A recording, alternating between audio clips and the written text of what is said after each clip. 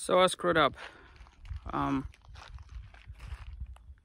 not a vlogger, okay? I'm not. I've never done this kind of thing, you know.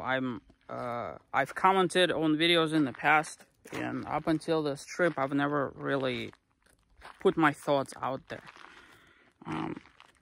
I did have some exciting things to report in some of my previous trips where I tried vlogging, and I was like, not my thing.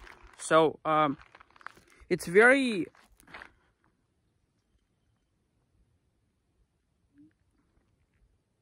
difficult to a great extent to just put yourself out there.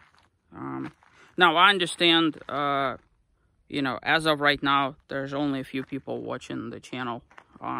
Those of you that know that I had a big channel in the past, and YouTube doesn't like me in the slightest, which is the reason why I'm on YouTube channel number 5 out of all things. I build up a viewership, I have a whole bunch of views, I have a whole bunch of videos, and then YouTube, for whatever reason, puts me down, whatever. You know what? So, in this vlog, what I've attempted to do was document just what it takes, you know, the physical, financial, and emotional toll on things. You know, the good and the bad, and the exciting and the discouraging. And so one of the things I wanted to shine light on is the fact that I screwed up. I should have seen the signs. I did not see the signs, obviously. Moab emptied out basically overnight. That should have been a giant red flag for any traveler. Okay, now there's still people out there, okay, that come to Moab, so that's kind of important to point out. It's not like it's completely void of people, right? But all the trails are empty. A lot of the campgrounds are empty. A lot of the everything else in Moab is empty. Even in places like Willow Springs, you know, that are normally packed with people, are basically empty. So what that means in the great scheme of things is I missed the signs. Temperatures have been skyrocketing, and you know, we're enjoying a very hot spell that has come over us. Not to mention the fact that there's wildfires that are now like 8,000 acres big, right on top of Moab. So there's a lot of things that are happening all at once that, in my opinion, should have been like, okay, that's it. Time to pack up and leave. Well, I didn't. And so what ended up happening yesterday was that it was so bloody hot that my generator decided to overheat. My neighbor's generator decided to overheat. Imagine being 122 degrees outside, 110 in the shade. Come into your RV only to realize that there's no familiar sound of the generator when you open the car door. It was 104 inside my RV. Now, most people could care less about how hot it gets. I have a pet inside my RV. My cat was freaking out. It was panting horribly. Basically, I've learned a horrible lesson horribly. You know, I've done everything that I could to rectify the situation. You know, I cranked. My generator was just not willing. Turned on RV itself, cranked AC all the way to the highest, and sat with the cat on the front seat, basically pointing all vents at the cat. Imagine trying to go to sleep when it's like 99 degrees. The whole solar air conditioning thing isn't working out at all.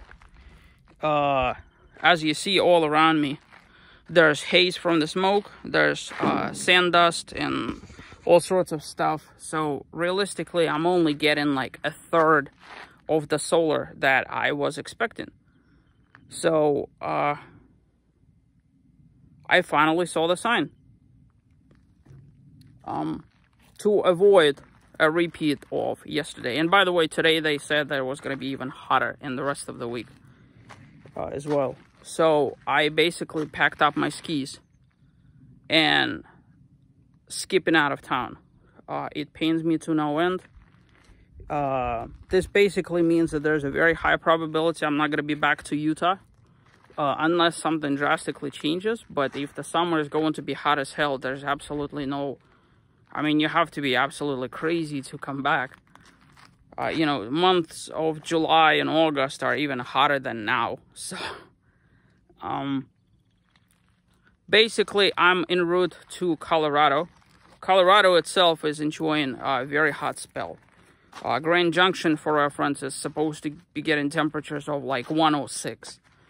So, considering that, I needed to do one more trail.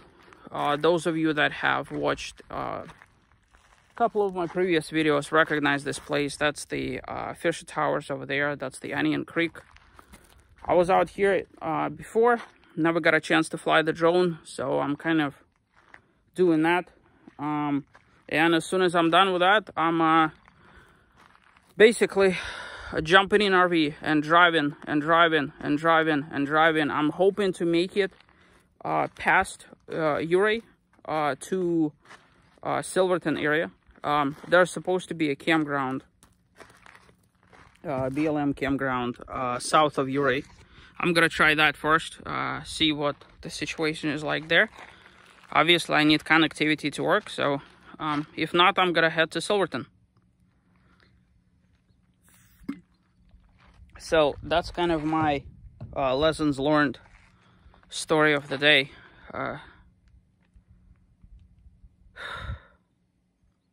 And I know what you're gonna say. You're gonna be like, oh, well, why don't you just call up your local campgrounds?